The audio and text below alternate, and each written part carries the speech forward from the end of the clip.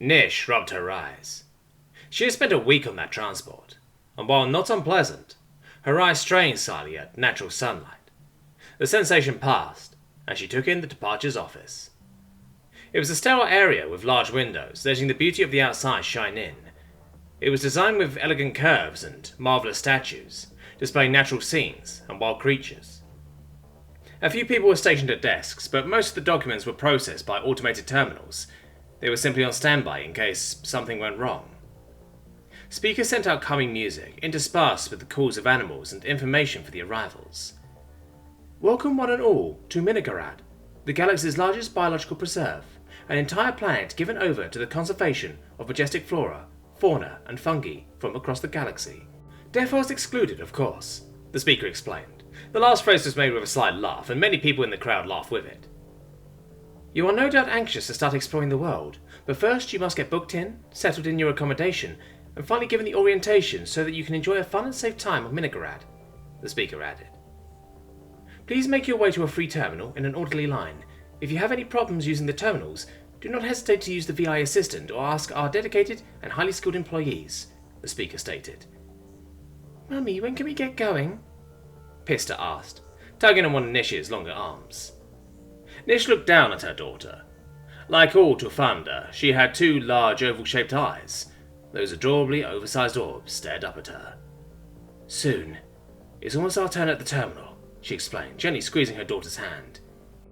I'm hungry, Pista stated bluntly. I know you are. We'll get something to eat whilst we're outside, Nish explained, gently stroking her daughter's antenna with her own. As she turned her attention back to the terminal, she saw that one had just become free, and that she was next in line. Nish stepped forward, but her daughter tugged on her arm and said, It's not our turn, Mummy. It is, but Nish's sentence was cut off as she walked into something. Nish was nearly knocked off her feet as she looked around for whatever she had just walked into. As something just below her peripheral vision moved, she had the rare honour of looking down at someone. Dwafanda were one of the shortest sapiens in the galaxy, and though a half-dozen others were smaller, Nish had rarely interacted with them. The tiny creature looked up at her. It was bipedal like her, but possessed only 4 limbs, 2 arms and legs, instead of the 4 arms and 2 legs. Her head was significant for its body size, but that was relatively standard for sapiens. A few species had incredibly dense neurons instead of oversized brains, but that was rare. The person had no features to speak of. No mouth, eyes, nose, or... And then it clicked.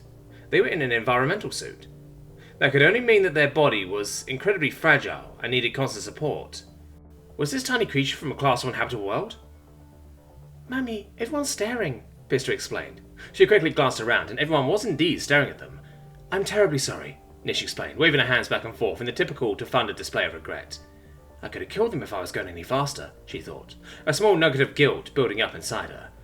That's all right, we all make mistakes, the small life form replied. Nish was relieved that the person was so forgiving and that their suit was evidently incredibly durable. It was also his voice. Though speakers projected it from the confines of his suit, she was astounded by the melodic, almost soul-like quality. Each word seemed to flow into the next. Are you unharmed? The sapient asked. No, I am fine, Nish replied, once again amazed by their voice. Good, the sapient replied. Now, if you excuse me, we are holding up the line. I hope you have a pleasant day. Nish looked behind her, and it was evident that, once they knew everything was all right, everyone Nish and the unknown individual had held up wanted to get on with the check-in. She turned back, slightly embarrassed to find that the tiny being had already wandered off, using the vacant terminal Nish herself had intended to snatch. How had they moved there so quickly? Nish thought, as she watched the person leave the atrium. She spent so much time thinking about it that Pista tugged on her arm and said, Mummy, we're holding up the line. Once again embarrassed, she went for the same terminal her potential victim had used. Not for any real reason, it was simply the closest one. As Nish punched in her details and those of her daughter, she realised that they had used incredibly formal language. That was usually a sign that the person speaking was still picking up Galactic Basic. They had probably learnt it on their journey here. Maybe this was their first trip off their homeworld. The screen told her she was good to go, and she left the building. The stranger was long gone by now, and even if she had been inclined to seek them out, that would have made her a creep. As she took lungfuls of fresh air, a thought occurred to her. When she had struck the individual, it had been like walking into a lump of concrete. That also made her realise that there could be another explanation for their full body suit. Not to keep them safe, but everyone else instead. Well, that could only mean one thing. A Death Welder.